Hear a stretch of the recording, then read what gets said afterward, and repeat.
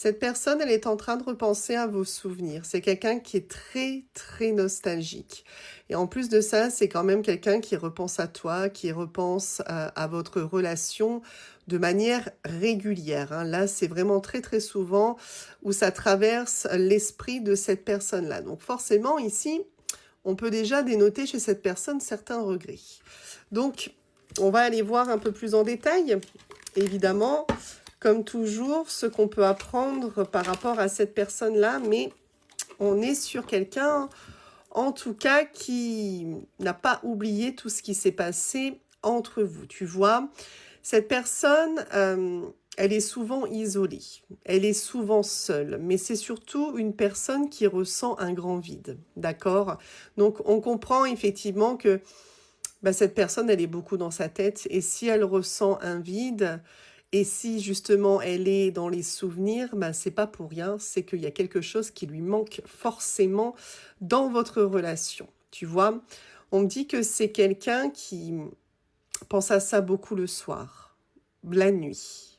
En tout cas, clairement, cette personne arrive peut-être à passer outre la journée, et encore, mais quoi qu'il en soit, une fois que cette personne est chez elle, seule, isolée, c'est vraiment quelqu'un qui repense très très souvent, particulièrement le soir, à votre histoire et à toi.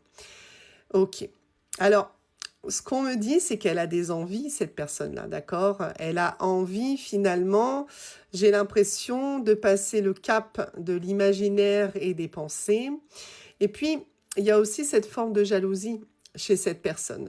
Donc, pour moi, c'est possiblement quelqu'un qui pense à toi le soir et qui, du coup, pour pallier au manque, le soir, aurait une tendance à la surveillance, d'accord? Forcément, cette personne est jalouse. Donc, il ou elle fait ce qu'il faut comme il ou elle le peut pour regarder ce qu'il se passe dans ta vie. Et pour moi, c'est quelque chose que cette personne fait également, principalement le soir.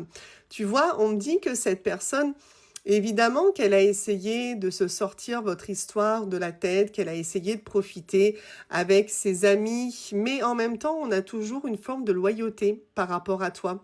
Donc en fait, on voit bien que bah, cette personne, elle fait comme elle peut pour tenter de ne plus penser à votre histoire, à tout ça, mais en fait, ça la comble pas. Ses amis ne comblent pas le vide que il ou elle ressent par rapport à votre distance et par rapport à cette nostalgie. Tu vois?